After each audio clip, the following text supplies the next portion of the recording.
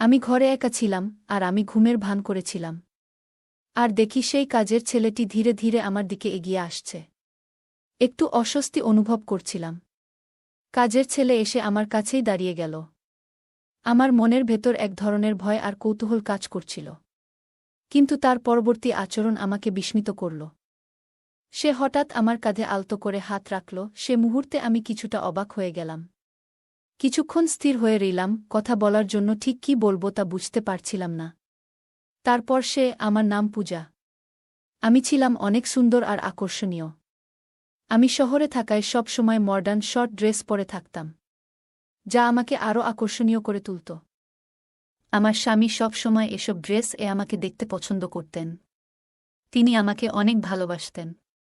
বন্ধুরা, রেডি হয়ে যাও, আজকের গল্পটা অনেক বেশি স্পেশাল, কেউ মিস করো না। আর গল্পগুলো ভালো লাগলে ভিডিওটি লাইক, শেয়ার এবং চ্যানেলটি সাবস্ক্রাইব করো প্লিজ। আমার বিয়ে যে পরিবারে হয়েছে সেখানে আমার স্বামী ছাড়া আর কেউ ছিল না। আমার স্বামী তার বাবা মায়ের একমাত্র সন্তান ছিলেন। তার বাবা মা খুবই ধনী ছিলেন, কিন্তু এক দুর্ঘটনায় তারা দুজনেই মারা যান। এরপর সমস্ত সম্পত্তি আমার স্বামীর নামে হয়ে যায়। আমার স্বামী তখন সম্পূর্ণ একা এবং অগাধ সম্পত্তির মালিক ছিলেন। আমাদের বাড়িতে সব কিছুই ছিল, কিন্তু একটাই জিনিসের অভাব ছিল, সন্তান।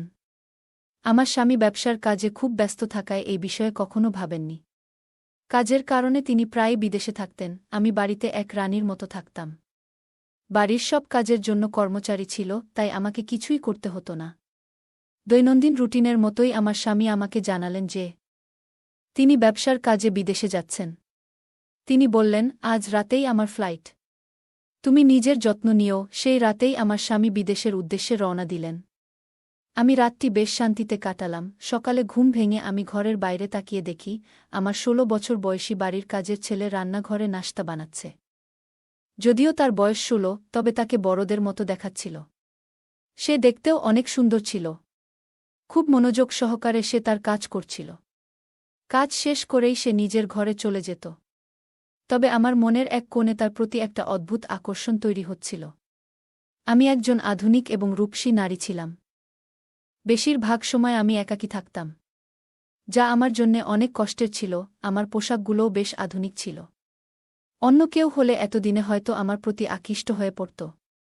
আমি সব সময় ছোট পোশাক পরতে ভালোবাসতাম। কিন্তু আমার এই কাজের ছেলে কখনো আমার দিকে সেভাবে তাকাতই না, যা আমাকে কিছুটা অস্থির করে তুলেছিল।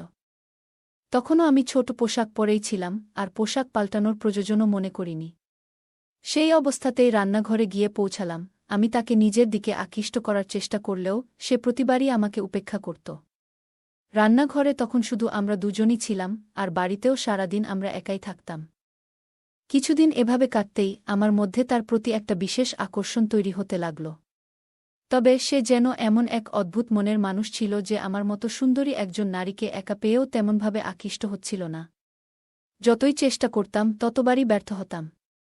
আজও আমি ইচ্ছা করে বিশেষ ধরনের পোশাক পরে তার সামনে এলাম এবং বললাম, আমার জন্য নাশতা তৈরি করে দাও তো, একটু তাড়াতাড়ি। সে একবার তাকিয়ে চোখ নামিয়ে নিল এবং বলল, আমি আপনাকেই নাশতা বানিয়ে দিচ্ছি, ম্যাডাম। তার এমন সরলতা যেন আমাকে আরও বিভ্রান্ত করে তুলল। হঠাৎ আমার মনে হলো, যখনই আমি তার সামনে যাই সে সবসময় কোনো না কোনো কাজে ব্যস্ত থাকে। তাই সে হয়তো চোখ এড়িয়ে যায়। মনে হলো তাকে ফাঁকা সময়ের সামনে পাওয়া দরকার। মাথায় একটু চিন্তা এলো। একদিন তাকে বললাম, আজ আমার শরীরটা ভালো লাগছে না, তাই নাশতা আমার ঘরে নিয়ে এসো। আমার কথায় সে একটু থেমে গেল, কারণ এ পর্যন্ত আমার ঘরে কোনো পুরুষ কাজের ছেলে যায়নি। সাধারণত তারা রান্নাঘর কিংবা বাইরের কাজেই সীমাবদ্ধ থাকত। সে কখনোই আমার ঘরে প্রবেশ করেনি। তবে আজ আমি তাকে ঘরে ডেকে আনলাম। আমি ভাবছিলাম, সে তো একজন পুরুষ, যতই উপেক্ষা করুক আমার মতো আকর্ষণীয় একজন নারীকে এড়াতে পারবে না। ঘরে গিয়ে আমি একদম স্বাভাবিকভাবে বসে রইলাম। কিছুক্ষণ পর সে দরজায় নক করল। আমি তাকে ভেতরে আসতে বললাম। সে একটু দ্বিধাগ্রস্ত হয়ে ঢুকল এবং খাবারটি রেখে চলে যাচ্ছিল। তখনই আমি তাকে থামিয়ে দিলাম। আমি তাকে বললাম, তুমি একা একা রান্নাঘরে এত কাজ করো, নিশ্চয়ই ক্লান্ত হয়ে পড়ো। তোমার সাহায্যের জন্য যদি আর কেউ দরকার হয় তবে আমাকে বলো। কথা বলার একটা অজুহাত খুঁজছিলাম, যেন সে আমার দিকে কিছুটা আকৃষ্ট হয়। কিন্তু সে মাথা নিচু করে দাঁড়িয়ে থেকে বলল, না ম্যাডাম, আমার কোনো সমস্যা নেই। আগে বড় এক পরিবারে কাজ করেছি, যেখানে অনেকের জন্য খাবার বানাতে হতো। এখানে তো দুইজনের জন্যই করতে হয়, তাই আমার জন্য কাজ সহজ। এরপর আমি বললাম, একটা বিষয় আমাকে খুব ভাবায়। তুমি কি আমার একান্ত কথা শুনবে? সে কিছুটা বিস্মিত হয়ে আমার দিকে তাকাল। আমি বললাম, আমার স্বামী আমাকে সবসময় স্বাধীনতা দিয়েছেন, কিন্তু এই স্বাধীনতার অর্থ এতটা স্বাধীন ভাবিনি যে আমাকে বাড়ির যুবক কাজের লোকদের মাঝে একা রেখে তিনি চলে যাবেন। আমি বললাম, আমার স্বামী তোমার উপর এত বিশ্বাস করেন কেন? তোমার মধ্যে এমন কি আছে? আমার প্রশ্ন শুনে সে কিছুক্ষণ চুপ থাকল। তারপর বলল, এটা তো আপনার স্বামীই বলতে পারবেন। আমার কাজ এই বাড়ির দায়িত্ব পালন করা, আর সেটা আমি যথাযথভাবে করছি। যদি কোনো অভিযোগ থাকে তাহলে আপনি তাকে জানাতে পারেন। সে চলে যাওয়ার চেষ্টা করছিল, তখনই আমি বললাম, আমার তোমার উপর বেশ কিছু অভিযোগ আছে। আমার কথায় সে একটু অস্থির হয়ে গেল, কারণ আমার সুরে কিছুটা কড়া ভাব ছিল। সে ভেবেছিল আমি হয়তো তার কাজ নিয়ে অসন্তুষ্ট, আসলে আমার মনোভাব অন্যরকম ছিল। সে চিন্তিত হয়ে বলল, আপনার কি অভিযোগ আছে আমার বিরুদ্ধে? আমি তো সবসময় চেষ্টা করি যাতে আপনাকে কোনো অসুবিধা না হয়। আমি বললাম, এই বাড়িতে রাতে একা থাকলে আমার একটু ভয় লাগে। আমি চাই আমার সঙ্গে একটি সাহায্যকারী থাকুক, কারণ বাড়ির সবাই কাজ শেষে কোয়ার্টারে চলে যায়। আমার কথা শুনে সে কিছুটা বিস্মিত হল। আমি ইচ্ছা করেই তাকে কিছুক্ষণ আমার ঘরে রাখতে চেয়েছিলাম, মনে মনে নিশ্চিত ছিলাম যে সে আমার দিকে বেশিক্ষণ তাকিয়ে থাকতে পারবে না। আমার সামনে খাবার ছিল, তবে তখন আমার মন সেই নতুন কাজের ছেলেটির দিকে চলে গিয়েছিল, যার বয়স মাত্র 16। আমাদের কথোপকথন চলছিল এবং হঠাৎ খেয়াল করলাম, তার দিকে তাকিয়ে থাকতে থাকতে আমার দৃষ্টি একসময় তার দিকে নেমে এলো। আমি একটু থমকে গেলাম। আমার এমনভাবে তাকানো দেখে ছেলেটি একটু অস্বস্তিতে পড়ল এবং কৌতূহলী চোখে তাকিয়ে বলল, ম্যাডাম, এসব বিষয়ে আপনার স্বামীর সঙ্গে শেয়ার করুন। এরপর সে দ্রুত ঘর থেকে বেরিয়ে গেল, আর আমি চুপচাপ বসে ভাবতে লাগলাম, যাকে এতদিন শুধু কাজের ছেলে ভেবেছিলাম, সে যেন সম্পূর্ণ আলাদা এক ব্যক্তিত্ব। এই চিন্তা আমার মাথায় ঘুরতেই থাকল। এরপর আমি নীরবে তাকে লক্ষ্য করতে শুরু করলাম। পরদিনও আমি তাকে আমার ঘরে আসতে বলার চেষ্টা করলাম, কিন্তু সে সোজাসাপটা বলে দিল, আমি বাজারে যাচ্ছি, তাই নাশতা বাইরে করে নিন। তার কথায় আমি অবাক হয়ে গেলাম। কেন যেন তাকে নিয়ে আর কোনো আদেশ দিতে পারছিলাম না। মাঝে মাঝে সে আমাকে লুকিয়ে দেখত। একদিন দুপুরে ঘুম থেকে উঠে মনে হলো তার জীবনটা কেমন তা জানার ইচ্ছে হলো। তাই আমি কোয়ার্টারের দিকে পা বাড়ালাম, কারণ সে কোয়ার্টারে থাকে। যেন দেখার চেষ্টা করি তার জীবনযাত্রা কেমন। জানতাম সে কোয়ার্টারেই থাকে। তাকে নিয়ে আমার কৌতূহল যেন দিন দিন বাড়ছিল। আমি তখন কোয়ার্টারের দিকে এগোচ্ছিলাম, হঠাৎ দেখলাম সে ধীরে দরজা বন্ধ করছে। আমি চুপচাপ দাঁড়িয়ে তার দিকে তাকিয়ে রইলাম। এরপর সে বাড়ির দিকে পা বাড়াল এবং সোজা আমার ঘরের দিকে হাঁটতে লাগল। সে আস্তে করে আমার ঘরের দরজা খুলল এবং ভেতরে ঢুকে গেল। আমার মন আতঙ্কে ভরে উঠল, কারণ সে নিশ্চয়ই বুঝে যাবে আমি ঘরে নেই। দ্রুত রান্নাঘরে গিয়ে লাইট জ্বালিয়ে পানির জগে পানি ভরতে লাগলাম। কিছুক্ষণ পরে সে আমাকে খুঁজতে খুঁজতে রান্নাঘরে চলে এলো। আমাকে দেখে বলল, আপনি এখানে? আপনাকে ঘরে না দেখে একটু চিন্তিত হয়ে পড়েছিলাম। আমি তাকে দেখে বললাম, তুমি কেন আমার ঘরে আমাকে খুঁজতে গিয়েছিলে? আমার প্রশ্নে সে হঠাৎ অপ্রস্তুত হয়ে গেল এবং গলা সামলে বলল, আসলে পানি নেওয়ার জন্যই গিয়েছিলাম। আজ জগে পানি রাখা ভুলে গিয়েছিলাম, তাই ভাবলাম একটা বোতল দিয়ে আসি। আমি তার দিকে তাকিয়ে রইলাম, কারণ আমি তো পানির জগটা আসলে শুধু একটা অজুহাত হিসেবে ব্যবহার করছিলাম। আমার ঘরে পানি আগে থেকেই ছিল। এরপর সে নীরবে নিজের কোয়ার্টারের দিকে ফিরে গেল। আর আমিও ঘরে ফিরে এসে দরজা বন্ধ করে চিন্তায় মগ্ন হয়ে রইলাম। এতদিন তাকে শুধু একজন কাজের ছেলের মতো দেখেছিলাম, যে সবসময় নিজের কাজ করত আর আমার সঙ্গে আমার চোখা এড়িয়ে চলত। একবার তো সে আমার ঘরে আসতে সরাসরি মানাও করে দিয়েছিল। তবে আজ হঠাৎ সে আমার ঘরে কেন এসেছিল? তার এই আচরণে আমি বিভ্রান্ত হয়ে পড়লাম এবং সারারাত এসব ভেবে কাটালাম। সে লিখিয়ে আমার ঘরে আসত আর আমি সেটা জানতামই না। পরদিন সকালেও এই বিষয়টি নিয়ে আমি চিন্তায় ছিলাম। তাকে তখন সম্পূর্ণ অন্যরকম একজন মানুষ মনে হচ্ছিল। সে আজও আমার সামনে সেই একই শান্ত দৃষ্টিতে তাকিয়েছিল। এখন সে প্রায় আমার দিকে তাকিয়ে থাকে। সে মাথা নিচু করে নম্রভাবে কথা বলছিল এবং আমাকে খাবার দিয়ে আবার ঘরের কাজে মন দিল। রাত নামল, আর আমি সারারাত এপাশোপাশ করেই কাটালাম। সিদ্ধান্ত নিয়েছিলাম, এবার যদি সে আমার ঘরে আসে তাহলে আমি প্রশ্ন করব, তার আসল উদ্দেশ্য জানতে চাইব। আমার মনে হচ্ছিল, রাতে আমি ঘুমিয়ে পড়লে সে ঘরে ঢুকে কেন আসে। কিছুক্ষণ পরই দরজার কাছে পায়ের শব্দ পেলাম। সঙ্গে সঙ্গে আমি ঘুমের ভান করে পড়ে রইলাম। কিছুক্ষণ পর দরজা খুলে সে ঘরে ঢুকল। তার এভাবে ঘরে আসা আমাকে অস্বস্তিতে ফেলে দিল। সত্যি বলতে আমি খারাপ চরিত্রের কেউ নই, তবে তাকে নিয়ে এক অদ্ভুত আকর্ষণ অনুভব করছিলাম, তাই তার মনোযোগ পেতে চেষ্টা করছিলাম। কিন্তু কখনোই মনে করিনি সে আমার সম্মানহানি করবে বা আমার একাকিত্বের সুযোগ নেবে। আমি ঘরে একা ছিলাম, আর তাকে ধীরে ধীরে আমার বিছানার দিকে এগিয়ে আসতে দেখে আতঙ্কিত হয়ে পড়লাম। স্বামীর উপর হতাশা কাজ করছিল, কিভাবে সে আমাকে একা এখানে রেখে অচেনা লোকের উপর এতটা বিশ্বাস করতে পারল। কাজের ছেলেটি আমার বিছানার কাছে এসে থেমে গেল। আমার বুকটা আতঙ্কে ধকধক করতে লাগল, কিন্তু তার পরবর্তী আচরণ আমাকে অবাক করল। সে হঠাৎ আমাকে এমনভাবে স্পর্শ করল যে আমি কিছুটা বিস্মিত হয়ে পড়লাম। এক মুহূর্ত স্থির হয়ে থাকলাম, কোনো কথা বললাম না, আর কিছুক্ষণের মধ্যেই সে চলে গেল। পরের দিন মনটা যেন অদ্ভুত এক অনুভূতিতে ভরে ছিল, বারবার সেই ঘটনার কথা মনে পড়ছিল। কিছু সময় পর, যখন সে আমার কাছে খাবার নিয়ে এল, আমি নিজের ভাবনা গুছিয়ে নিলাম। তাকে দেখে আমার ভেতরে এক অজানা ভয় কাজ করল। আমার প্রতিক্রিয়া দেখে সেও কিছুটা থমকে গেল। আমি তাড়াতাড়ি বললাম, আমার এখন খিদে নেই, তুমি খাবার রেখে যাও, আমি পরে খাব। এটা বলে আমি তাড়াতাড়ি নিজের ঘরে চলে এলাম। এখন আর আগের মতো স্বাভাবিক থাকতে পারছিলাম না। তার আচরণ বারবার মনে পড়ছিল। পরের রাতেও সে একইভাবে আমার ঘরে এলো এবং আমার বিছানার কাছে এগিয়ে এলো। আমি ঘুমের ভান ধরে পড়ে রইলাম। যদিও মনে মনে তার সাথে প্রশ্ন করতে চাইছিলাম, কিন্তু আমার মধ্যে যেন সেই সাহসটা খুঁজে পাচ্ছিলাম না।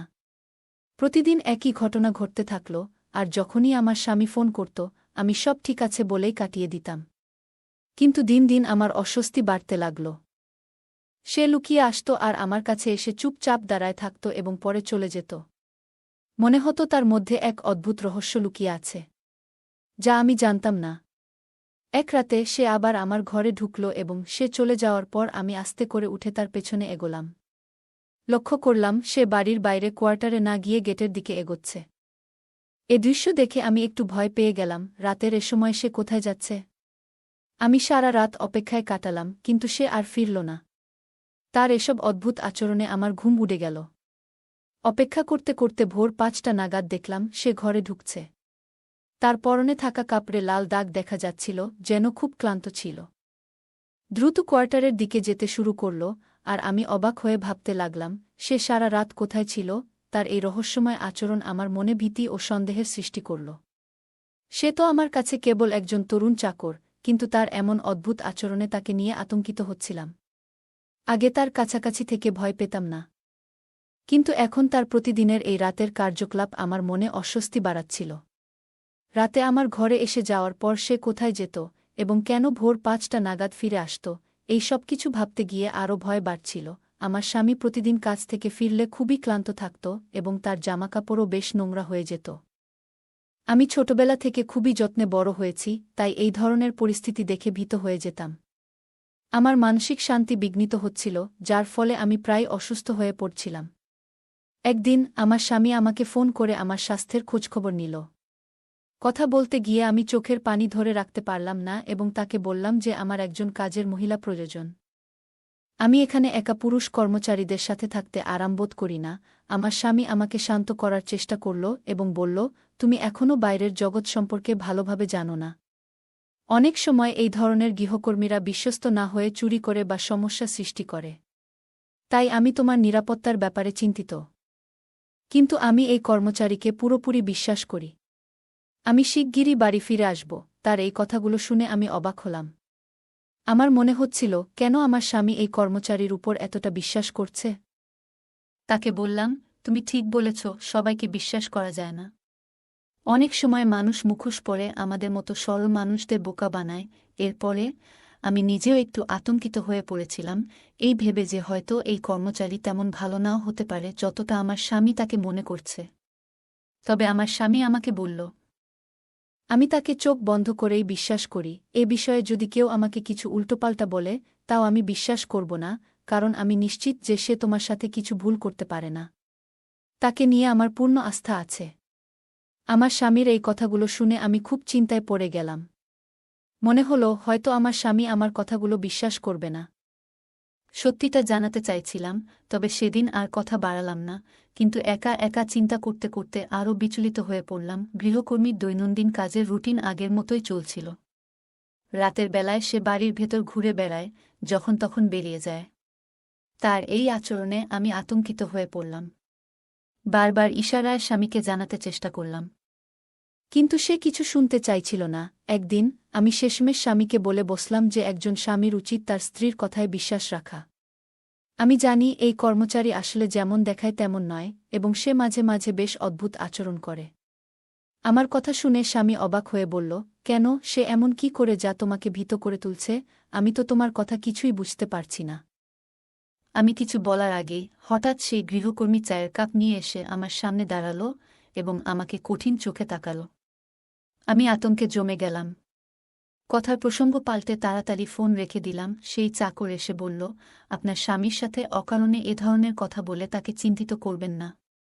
যদি আমার উপর আপনার কোনো সন্দেহ থাকে, সরাসরি আমাকে জিজ্ঞাসা করুন। আমি তো কখনো আপনার সাথে খারাপ কিছু করিনি এবং সব সময় খুব নম্রভাবেই কথা বলেছি। আপনি নিশ্চিন্ত থাকুন, আমি আপনাকে কোনো ক্ষতি করব না। তার কথাগুলো নম্র শোনালেও আমি বুঝতে পারছিলাম সে আসলে আমাকে সতর্ক করছে যেন আমি আমার স্বামীকে কিছু না বলি। আমি চুপ করে থাকলাম। তার দৃষ্টি নিজের থেকে সরাতে বললাম, না, তোমার উপর সন্দেহ নেই, তবে একাকিত্ব ও ভয় আমায় কাবু করে ফেলছে। আমি একা থাকতে পারছি না, তাই চাইছি যেন একজন মহিলা সহকারী আমার সাথে থাকে। সে আমাকে এক ধরনের ভাবলেশহীন চোখে কিছুক্ষণ দেখে নিয়ে বলল, আপনি চিন্তা করবেন না। এখন থেকে আপনার আর ভয় লাগবে না। আমি নীরবে মাথা নাড়লাম, কিন্তু মনে মনে সিদ্ধান্ত নিলাম যে আমার স্বামীকে সব বলতেই হবে। এরপর থেকে গৃহকর্মী যেন আমাকে নজরে রাখার কাজ শুরু করল। আগে কাজ শেষ করেই কোয়ার্টারে চলে যেত, কিন্তু এখন সে সারাদিন বাড়ির আশেপাশে ঘোরাঘুরি করত এবং প্রায়ই আমার ঘরের দিকে উকি দিত। তার এই অদ্ভুত আচরণে আমি ভয় পেতে শুরু করলাম। আমার মনের অবস্থা ক্রমেই খারাপ হয়ে উঠছিল। অসহজত্ব যেন চরমে পৌঁছে গিয়েছিল। না পারছিলাম আমার স্বামীকে কিছু বলতে, না পারছিলাম এই গৃহকর্মীর থেকে মুক্তি পেতে। আমার মনে হচ্ছিল সে যেন আমাকে নিজের নিয়ন্ত্রণে নিয়ে ফেলেছে। ঠিক সেই সময় আমার স্বামী আমাকে জানালেন যে তিনি বাড়ি ফিরছেন। এই খবর শুনে আমার মুখে আনন্দের ছোঁয়া এলো। আমি অপেক্ষা করতে লাগলাম যেন সামনে বসে তাকে সব কিছু জানাতে পারি। কিছুদিন পর আমার স্বামী বাড়ি ফিরে এলেন। কাজের ছেলে আবার আগের রুটিনে ফিরে গেল, কাজ শেষ করেই বাইরে চলে যাচ্ছিল। আমি তখন স্বামীর সাথে একান্তে সময় কাটাচ্ছিলাম। আমার অবস্থা দেখে স্বামী অবাক হয়ে বললেন, তুমি এত দুর্বল হয়ে পড়েছ কেন? বাড়ির সব ব্যবস্থাই তো রয়েছে, আর এই গৃহকর্মীও তো বলেছে যে সে তোমার বেশ খেয়াল রেখেছে। আমি তার উপর বিশ্বাস করি, সে নিশ্চয়ই ঠিকমতো খেয়াল রেখেছে। তবে কি এমন কি ঘটেছে যা তোমাকে এমন দুর্বল করে দিয়েছে? তার কথা শুনে আমি চুপচাপ তাকিয়ে রইলাম। তখনও তিনি গৃহকর্মীকে একজন ভালো কর্মচারী হিসেবেই দেখছিলেন। আমি বললাম, আমার সমস্যার কারণ এই চাকর। আমি তার সাথে স্বস্তি পাচ্ছি না। আমি চেয়েছিলাম যেন কোনোভাবে আমার স্বামী তাকে দূরে রাখে। প্রতিদিন সে আমার ঘরে আসত, আর আমি চাইলেও কিছু করতে পারছিলাম না। আমি জানতাম সে বুঝে গেছে যে আমি তার উদ্দেশ্য সম্পর্কে সচেতন। আমার কথা শুনে স্বামী গভীরভাবে চিন্তায় পড়লেন এবং বললেন, আমাকে ক্ষমা করো। আমি জানতাম না যে সে এমন হতে পারে। অন্ধবিশ্বাস করেছিলাম। তার চোখে অবিশ্বাসের ছাপ ছিল, তবে আমি তাকে বোঝাতে সক্ষম হলাম যে এটাই সত্য। সে আমার স্বামীকে এতটাই মানসিক কষ্ট দিয়েছিল যে একদিন তার শরীর খারাপ হয়ে যায় এবং তাকে হাসপাতালে নিয়ে যেতে হয়। আমি খুবই উদ্বিগ্ন হয়ে পড়লাম, যদি স্বামীর কিছু হয়ে যেত, তবে আমি নিজে বাঁচতে পারতাম না। আমার স্বামীর জন্য চোখের পানি ফেলছিলাম, তখনই হঠাৎ সেই চাকর এসে বলল, আপনি কি এমন কিছু বলেছেন যা তার এ অবস্থার কারণ হয়েছে? আমি অবাক হয়ে বললাম, তিনি আমার স্বামী, আমি যখন ইচ্ছা তার সাথে কথা বলতে পারি। সে আমার কথা শুনে চলে গেল। 10 দিন পর আমার স্বামী সুস্থ হয়ে বাড়ি ফিরলেন। আমি চুপচাপ ছিলাম এবং তাকে বললাম, আমি আসলে কোনো গোপনীয় কিছু বলিনি। বাড়িতে কিছুই ঘটেনি, শুধু চাইছি তুমি আমার পাশে থাকো। আমি তাকে বোঝানোর চেষ্টা করলাম, কিন্তু তিনি বললেন, তুমি এভাবে কথার প্রসঙ্গ বদলাচ্ছ কেন? আমি নিশ্চয়ই সেই গৃহকর্মীকে জিজ্ঞেস করব এবং তাকে বাড়ি থেকে বের করে দেব। আমি বিশ্বাস করতে পারছি না, এতদিন তাকে ভরসা করে এসেছি, অথচ সে আমাদের এমনভাবে ঠকিয়েছে। স্বামীর কথায় আমি অস্বস্তিতে পড়লাম। তিনি মানসিক চাপে ছিলেন এবং দৃঢ় সিদ্ধান্ত নিয়েছিলেন গৃহকর্মীর সাথে কথা বলার। কিন্তু আমি ভীত ছিলাম, কারণ মনে হচ্ছিল, যদি আমার স্বামী গৃহকর্মীর সাথে কথা বলেন, তবে সে হয়তো তাকে আরও বিপদে ফেলবে। আমি ভেবেছিলাম আমার স্বামীকে গৃহকর্মীর কাছ থেকে বিপদে পড়তে দিই না। তাকে এ বিষয়ে বোঝানোর অনেক চেষ্টা করলাম, কিন্তু তিনি একবারও শুনলেন না। একদিন স্বামী আমাকে শপিংয়ে পাঠালেন, আর আমি চিন্তায় পড়ে গেলাম, এতক্ষণে তিনি হয়তো চাকরটির সাথে একাই কথা বলছেন। মনের অস্থিরতায় শপিং বাদ দিয়ে তৎক্ষণাৎ বাড়ি ফিরলাম। ঠিক যেমন ভাবছিলাম, স্বামীর ঘর থেকে তর্কাতর্কির আওয়াজ শোনা যাচ্ছিল। আমার স্বামী খুব রেগে গিয়ে গৃহকর্মীকে কিছু বলছিলেন। তার কথায় আমি হতবাক হয়ে গেলাম। আমার স্বামী বলছিলেন, আমি তো বলেছিলাম সেই তাবিজটা সতর্কতার সাথে আমার স্ত্রীর উপর থেকে সরিয়ে বাইরে গিয়ে মাটিতে পুঁতে রাখতে। আমি এটি সন্তান লাভের জন্য সংগ্রহ করেছি। আসলে সে অসুস্থ, আর তাই তাকে জানাতে চাইনি। গোপনে তোমাকে দিয়ে এই কাজটি করাতে চেয়েছিলাম, কিন্তু হয়তো সে কিছু সন্দেহ করেছে। এ কথা শুনে আমি কান্নাজড়িত অবস্থায় ঘরে ঢুকলাম। এতদিন ধরে স্বামী আমাকে বলেছিলেন যে তার নিজেরই শারীরিক অসুস্থতা আছে, তাই সন্তান হচ্ছে না। কিন্তু আসল সত্যি ছিল, অসুস্থ ছিলাম আমি। আমার অসুখ এমন যে চিকিৎসার পাশাপাশি বিশেষ পদ্ধতির দরকার। এজন্যই তিনি আমার অসুখের কথা গোপন রেখেছিলেন, যাতে আমি মানসিকভাবে ভেঙে না পড়ি। আমার স্বামী আমাকে অনেক ভালোবাসতেন, আমার স্বামী কখনোই আমাকে মানসিকভাবে ভেঙে পড়তে দেননি। প্রতিদিন গৃহকর্মীটি সেই তাবিজটি আমার শরীরের উপর দিয়ে নিয়ে বাইরে ফেলে আসত, যেন আমার অসুস্থতা দূর হয়। এই সত্যি জেনে আমি লজ্জায় মাথা নিচু করে কাজের সেই ছেলের কাছে ক্ষমা চাইলাম। এরপর আমি ডাক্তারের পরামর্শে চিকিৎসা করালাম, এবং কয়েক বছর পর আমার মা হওয়ার সুসংবাদ এলো।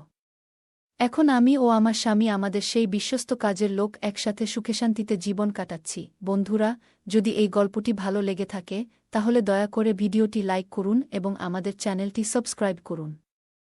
পাশে থাকা বেল আইকনটি প্রেস করুন, যাতে করে আমরা যখনই নতুন ভিডিও আপলোড করি, তার নোটিফিকেশন সবার আগে আপনার কাছে পৌঁছে যায়। ধন্যবাদ, দেখা হবে আমাদের পরবর্তী ভিডিওতে।